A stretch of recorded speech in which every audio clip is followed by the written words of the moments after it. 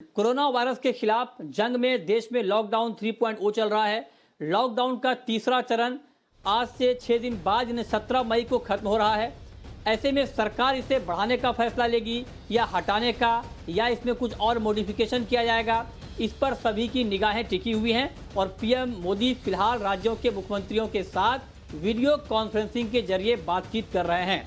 इस पर ज्यादा डिटेल के साथ जी मीडिया संवाददाता विशाल पांडे हमारे साथ फोन लाइन पर जुड़े हैं। विशाल, क्या अपडेट है, क्या कुछ जानकारी आपको मिल पा रही है? जो मुख्यमंत्रियों के साथ पीएम की बैठक हो रही है उसमें क्या कुछ अहम मुद्दों पर चर्चा हो रही है और क्या कुछ फैसला होने की उम्मीद है?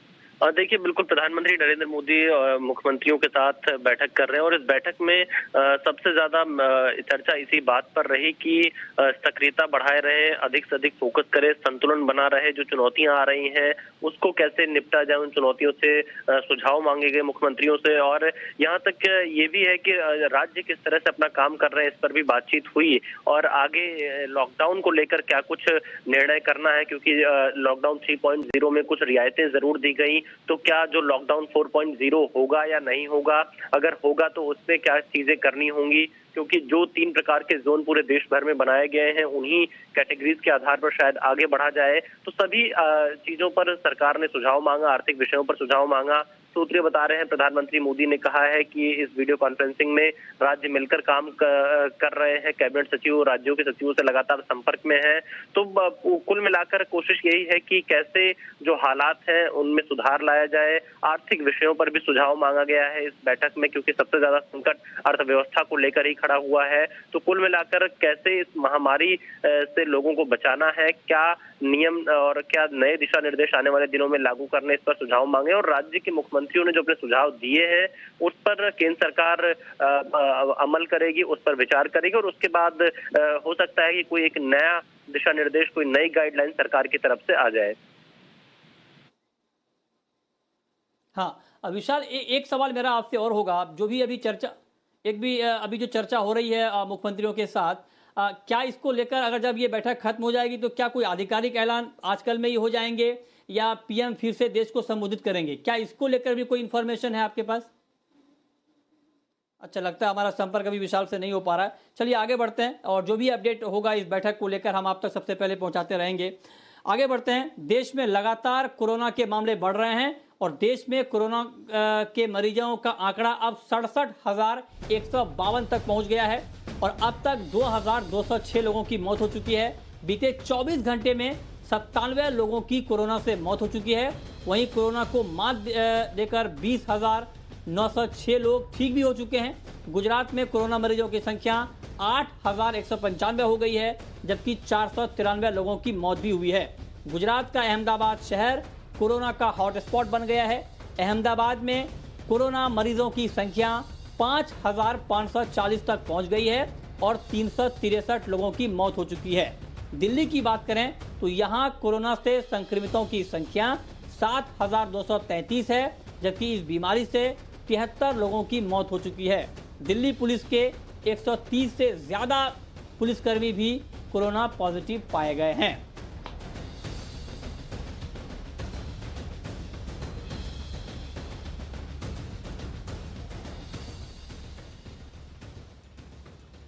वहीं महाराष्ट्र की बात करें तो महाराष्ट्र के हालात भी लगातार खराब होते जा रहे हैं।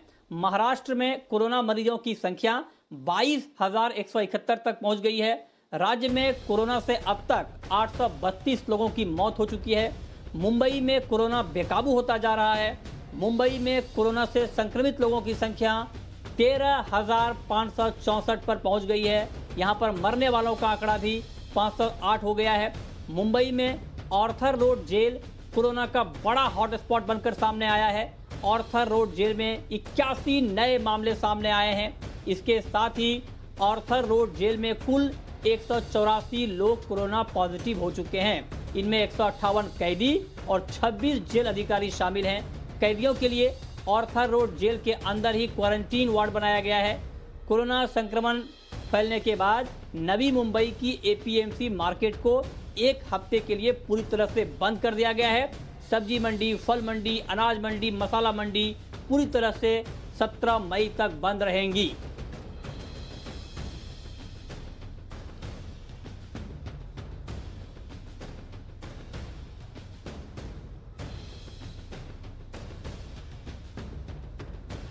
ओके, और कोरोना पर डिटेल ग्राउंड रिपोर्ट के साथ हमारे साथ दिल्ली से समीर दीक्षित बने हुए हैं, मुंबई से हमारे साथ जुड़ रहे हैं अमित जोशी और अहमदाबाद से हैं अमित राजपूत।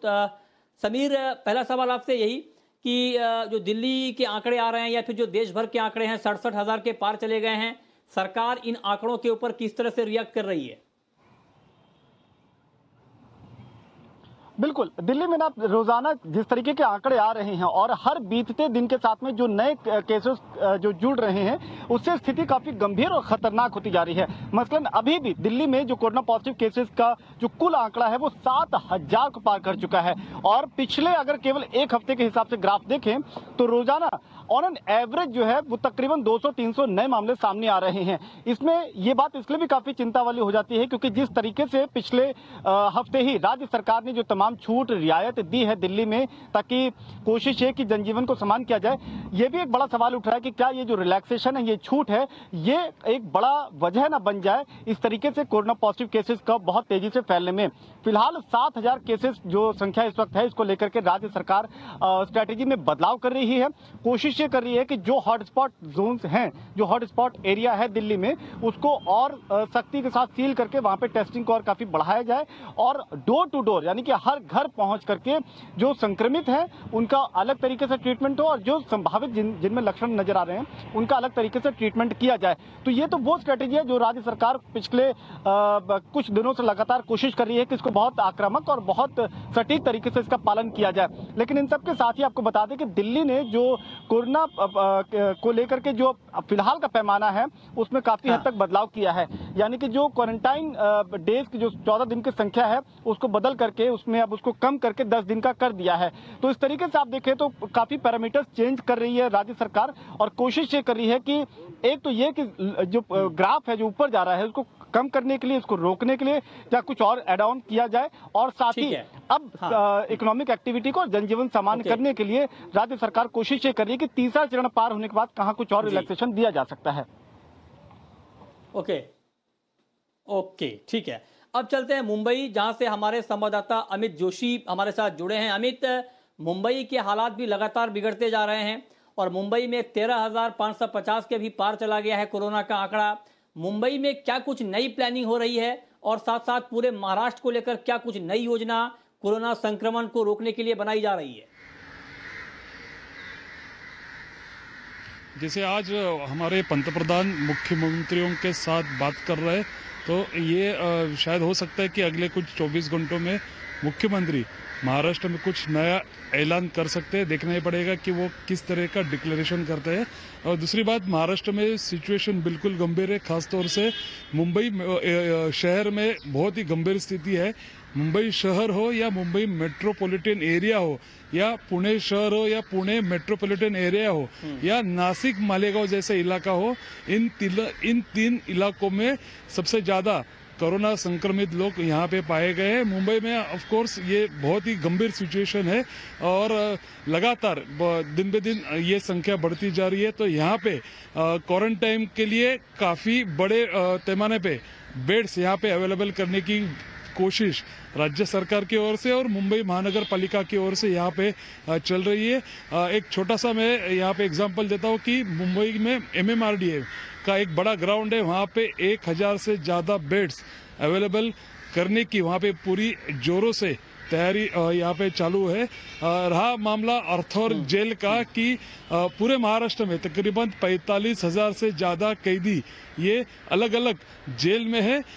लेकिन जैसे ही ये कोरोना संक्रमित का मामला सामने आया, जेल में भीड़ काफी है, इसलिए तकरीबन 5,000 से ज्यादा कैदियों को पैरोल पे इसके पहले ही महाराष्ट्र सरकार ने छोड़ने का ऐलान किया है। वो सब कैदी पैरोल पे बाहर निकल चुके हैं।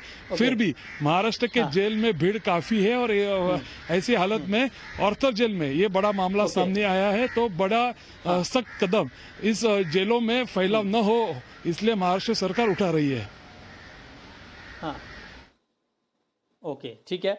अब चलते हैं अहमदाबाद, और गुजरात का अहमदाबाद शहर भी तेजी से कोरोना का हॉटस्पॉट बनता जा रहा है। 5,500 से ज्यादा मामले अहमदाबाद में हो चुके हैं कोरोना के। और अहमदाबाद से हमारे संवाददाता अमित राजपूत हमारे साथ जुड़ रहे हैं। अमित, अहमदाबाद को लेकर के क्या कुछ प्लानिंग हो रही है? और खबर ये भी थी कि सेंट्रल टीम ने भी अहमदाबाद को विजिट किया था। कैसे रोका जाए, इसको लेकर क्या कुछ नए प्रयास हो रहे हैं? बिल्कुल, देखिए अहमदाबाद के अंदर जिस तरह से मामले तकरीबन 6000 के आसपास पहुंचने वाले, 5800 के आसपास मामले जो हैं वो अहमदाबाद में कोरोना पॉजिटिव के दर्ज हो चुके हैं। लेकिन मैं इस बीच एक अच्छी खबर भी बताना चाहूँगा कि पिछले 24 घंटे के अंदर अहमदाबाद में से 454 दर्दी जो पेशेंट थे कोरोना पॉजिटिव के, उन्हें डिस्चार्ज दिया गया। ये एक बड़ी बात है कि एक साथ 454 जितने जो पेशेंट थे कोरोना पॉजिटिव, जो ठीक होने के बाद में उन्हें वहाँ से छोड़ा गया। सबसे बड़ी बात यह है कि केंद्र से जो टीम आई थी, एम्स के डॉक्टर गुलेरिया, एम्स के जो डायरेक्टर्स हैं वो भी आए थे। उन्होंने अहमदाबाद की अलग अलग अस्पतालों की मुलाकात की, साथ ही साथ बैठक भी की। उनके साथ में गुजरात की जो हेल्थ सेक्रेटरी हैं डॉक्टर जयंती रवि, उनके साथ भी उनकी मुलाकात हुई। और लगातार गुजरात के अंदर जिस तरह से खास करके अहमदाबाद में कोरोना वायरस का जो दूसरा भाग है, एल स्ट्रेन जो वायरस कहा जाता है, उसकी ज़्यादा असर है, इस वजह से यहाँ पर केसेस ज़्यादा हैं। लेकिन अभी हम देखें तो गुजरात का जो रिकवरी रेट है वो तकरीबन 31% के आसपास पहुँच चुका है। मुख्यमंत्री विजय रूपानी के द्वारा हमें बार बार लगातार जितने भी जिले हैं, सारे जिले के अधिकारियों के साथ में बैठक की जा रही है बड़े। और इसी के साथ सबसे बड़ी बात ये भी है कि जिस तरह से कोरोना पॉजिटिव केसेस आ रहे हैं, तो उसके लिए अहमदाबाद प्रशासन ने बहुत सारी तैयारियां की हैं। सरकारी अस्पतालों के साथ जो निजी अस्पताल हैं, उन निजी अस्पतालों को भी हस्तगत किया गया है। और उन निजी अस्पतालों के अंदर भी जो कोरोना पॉजिटिव पेशेंट्स आते हैं तो उन्हें मुफ्त में इलाज मुहैया कराया जाए, इस प्रकार की व्यवस्था जो की गई है। और लगातार अहमदाबाद में जो मामले हैं वो तकरीबन रोज जो जिस तरह से मामले सामने आते हैं, तो तकरीबन 250 से 300 के आसपास मामले सिर्फ अहमदाबाद में आते हैं। अहमदाबाद प्रशासन और गुजरात सरकार मुस्तैद है और लगातार कोरोना पॉजिटिव जो पेशेंट हैं उनका इलाज सही ढंग से हो, उस मामले में सारे कदम हैं वो गुजरात सरकार उठा रही है। जी ओके, चलिए, बहुत शुक्रिया अमित राजपूत आपका, अमित जोशी आपका और समीर दीक्षित आपका हमारे साथ जुड़ने के लिए और ग्राउंड रिपोर्ट कोरोना को लेकर बताने के लिए।